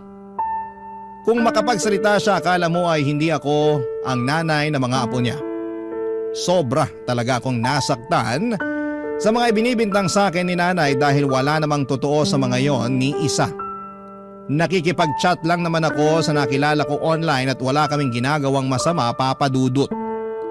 Saka hindi ko naman inuubos ang oras ko sa pakikipag-chat o pakikipag-Facebook lang gaya ng sinasabi ng nanay ni Noriel. Sa katunayan ay nagse-cellphone lamang ako pag natapos ko na ang asikasuhin ang anak namin at gumawa ng kaunting gawaing bahay na kaya kong gawin. Pero parang tanga ang nanay ng kinakasama ko dahil sa araw-araw na lamang na ginawa ng Diyos ay palagi siyang nakakahanap ng kadahilanan para maggalit sa akin, papadudot. Barangay Love Stories. Barangay Love Stories. Papadudot dahil wala namang ginagawa si Noriel sa tuwing inaagrabyado ako ng nanay niya ay hindi niyo ako masisisi. Kung lalong lumayo ang loob ko sa kanya. Pakiramdam ko ay mas matimbang talaga sa kanya ang nanay niya kesa sa akin at sa mga anak namin. Doon na ako nagsimulang magtanim ng galit kay Noriel at lahat yon ay ikinuwento ko sa lalaking kachat ko. Bagay na nauunawaan naman niya. Pakiramdam ko ay nakahanap ako ng karamay sa katauhan niya ng mga panahong yon. Kahit na hindi ko pa siya lubos na kilala. Feeling ko ay matagal na kaming magkakilala at kaunti lang kasi ang alam kong impormasyon tungkol sa kanya. Sabi lang niya ay may kinakasama siya dati na matagal na ring nagsishare ng mga problema sa Facebook group kung saan kami nagkakilala. Hindi rin daw kasi maayos ang naging pagsasama nila noon hanggang sa nagkahiwalay na nga sila, papadudot. Wala po silang anak tapos ay naiwan sa kanyang account at password ng dati niyang live-in partner. At doon niya nadiskubre ang mga group page na sinalihan nito. Simula noon ay naging misyon na raw niya ang magbigay payo sa mga problema ng mga nanay at may live-in partner na kasali sa naturang Facebook group kung saan kami nagkakilala. At masasabi ko na magaling talaga siyang magpayo, kaya naman aminado ko na napagaan niya ang kalooban ko. Kaya lang habang mas lumalalim ang pagkakaibigan namin, mas lalo pala akong binabantayan ng nanay ni Noriel, papadudot.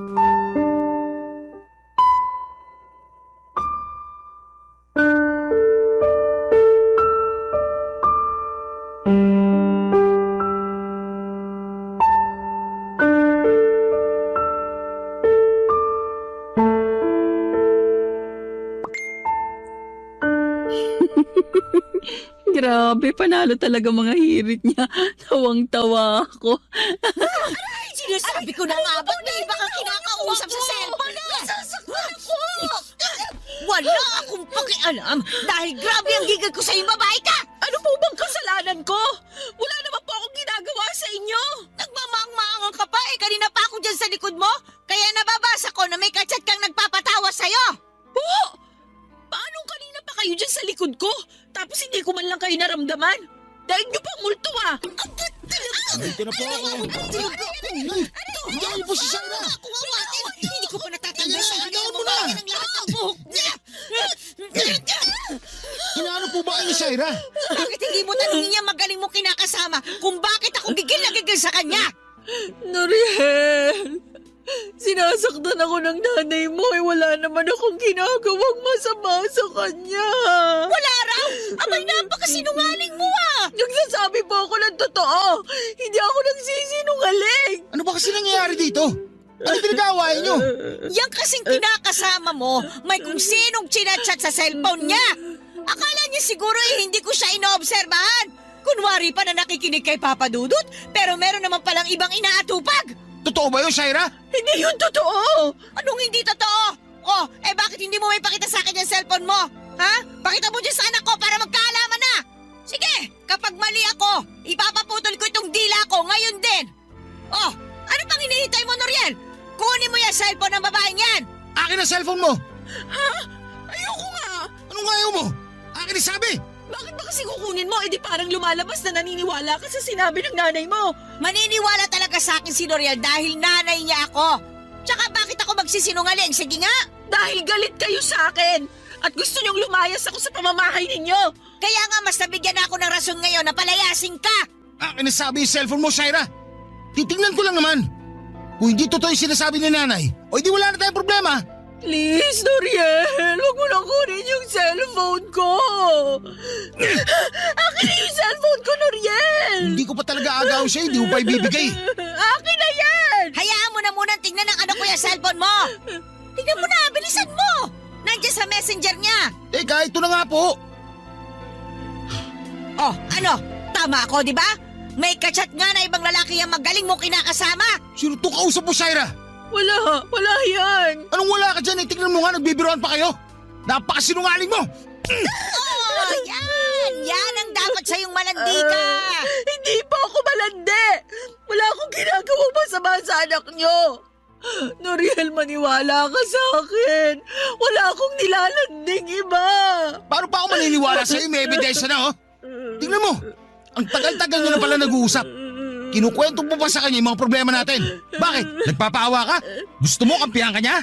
Kasi nagkukulang na ako sa'yo bilang kinakasama tatay ng mga anak natin. Hindi yun ganon. At saka magkaibigan lang kami. May kaibigan ba na nag-good night at nag-good morning sa isa't isa? At nagpapaalalahanan ko kumain, ha? Pwede ba? Huwag mo na akong gawing tanga, Shaira. Napakasinungaling mo talagang babae ka.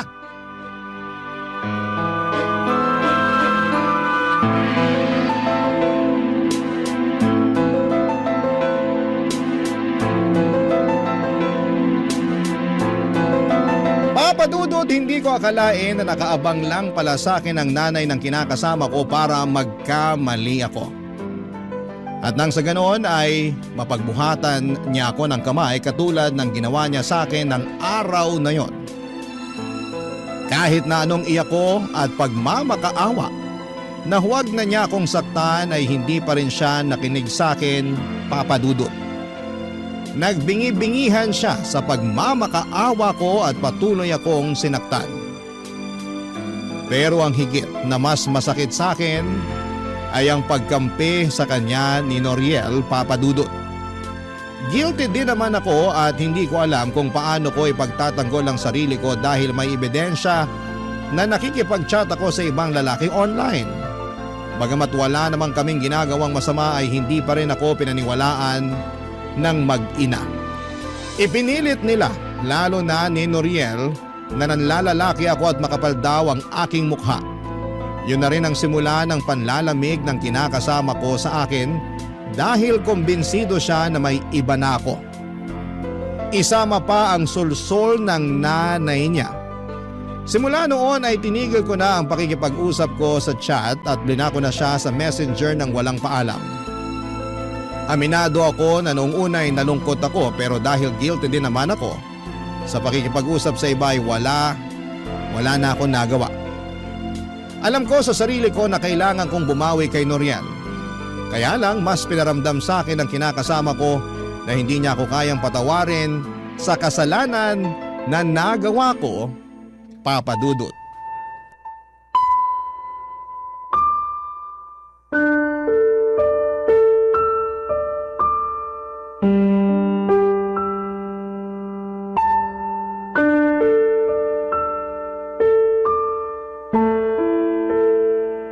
Alis na ako.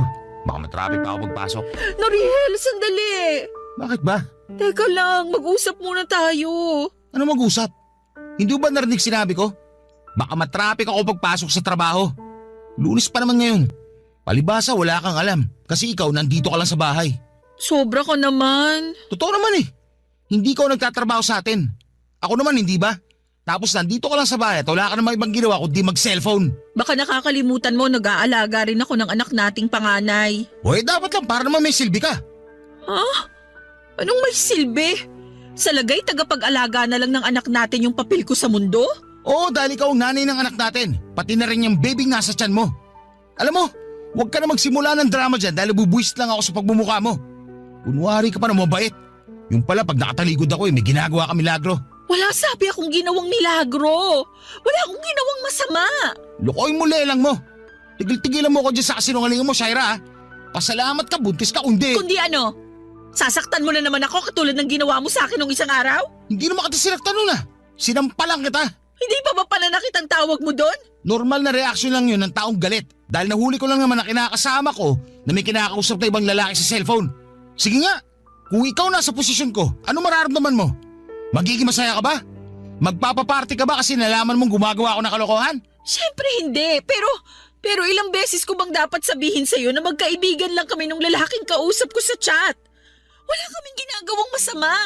Hindi ako nagloko sa'yo. Hindi pa, pero papunta na rin yun doon. Akala mo yata talaga tanga ako no? Akala mo pinanganak ako kahapon. Akala mo palalagpasin ko na lang yung kinakasama ko na may kinakausap na ibang lalaki. Binasa ko kaya lahat ng usapan nyo kaya alam ko nagsusubo ka sa kanya.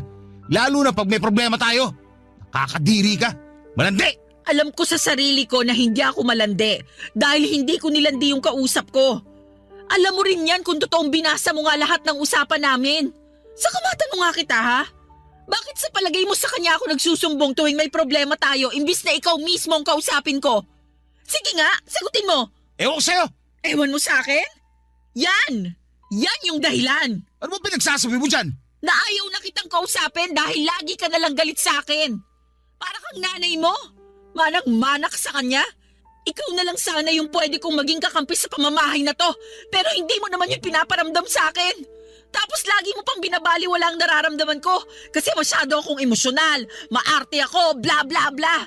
Sinong gaganahang makipag-usap sa ganyang tao? Sige nga. Hindi pa rin dahilan yun para makipag-usap ka sa ibang lalaki. Hindi nga, pero wala naman kaming relasyon. At hindi ako tanga para paabutin yun sa ganon, lalo't pamilyado na akong tao. Talaga lang ha? May reputasyon ka nga sa tiyahin mo sa pagiging marot. Dalaga pa ako noon. Iba na ngayon na meron na akong mga anak. Para sa akin, wala ka pa rin pinagbago. Nagawa mo nga makipag-usap sa ibang lalaki. Nakakahiya ka. Wow naman, pag kaming mga babae nakakahiya. Pero pag kayong mga lalaking gumagawa ng katarantaduhan, proud pa kayo at sasabihin nyo pa na may pangangailangan kayo. Paano naman kami mga babae? Paano naman ako? Para sa kaalaman mo, may pangangailangan din ako. Pero hindi katawan ng ibang hanap ko, kung hindi pang unawa at pagmamahal. Turingan pa naman na ikaw ang kinakasama ko, pero hindi ko sa iyo yun maramdaman. Tapos sa huli, ako pang lalabas na masama kasi nakahanap ako ng kaibigan at kakampi dun sa lalaking kachat ko? Kahit na ano pang sabihin mo, kagagawan mo pa rin kung bakit mababa na ang tingin ko sa'yo. Sa tama naman mga sinabi ko, masyado ka emosyonal. Masyado ka mahina. Tapos, saka mo isisisi pagkukulang na sinasabi mo, masyado ka lang talaga mapaghanap. Hindi ka marunong makontento sa kung anong meron tayo. Ang hilig mong gawing komplikado ang sitwasyon. Tapos iiyak-iyak ka dyan, akala mo ikaw ang biktima rito. Lalo ako nabubwisit sa'yo Kaya pwede ba, Shaira? Tigil-tigilan mo ako ha? Papadudot, tinalikuran na ako ni Noriel pagkatapos ng pagtatalo namin yon at naiwan akong humahagulhol sa bahay nila. Sa ingay ko ay nagising ang nanay ng kinakasama ko at tulad na lamang ng inaasahan ay pinagalitan niya ako at ininsulto. Tinanong niya ako kung bakit hindi pa raw ako lumalaya sa bahay nila pero sinabi ko na lamang na kung aalis ako ay isasama ko ang anak namin ni Noriel, Papadudot. Doon na niya ako tinigilang kausapin dahil mukhang natakot siya na layasan namin sila ng anak ko. Sa totoo lang, Papadudot, ako ang mas takot na umalis sa poder ni Noriel dahil wala namang kaming mapupuntahan ng anak ko. Buntis pa ako ng mga panahong yon kaya wala akong nagawa kundi ang manatili sa bahay ng kinakasama ko hanggang mga anak ako. Pero kahit na dumating na ang bunso namin ay nanatili pa ring malamig ang pakikitungo sa akin ni Noriel. Oo, mabait siya sa mga anak namin pero sa akin ay wala na siyang kaamor-amor. Tingin ko ay tagapag-alaga na lang ng mga anak namin ang turing niya sa akin, Papa Dudut. Hindi rin nagbago ang pakikitungo ng nanay niya sa akin, sa katunayan ay lalo pang ang tumalim ang dila nito. Gustong gusto ko na talagang umalis sa pamamahay nila. Pero hindi ko alam kung saan naman pupunta. Sana po'y mapayuhan ako ng mga kabarangay natin sa sitwasyon na kinakaharap ko. Alam ko namang may kasalanan ako pero pinagsisihang ko na yon. Saka bakit lahat na lamang ng sisi ay napunta sa akin? Pagod na ako at aminado akong may mga gabi na hinihiling ko na sana'y mamatay na lamang ako. Maraming salamat po, Papa Dudut, sakaling mapili ninyong i-area ang sulat ko, and God bless sa Barangay Love Stories. And more power sa inyong istasyon, number 1 po kayo sa puso namin. Ang inyong forever kapuso at kabarangay, Shaira.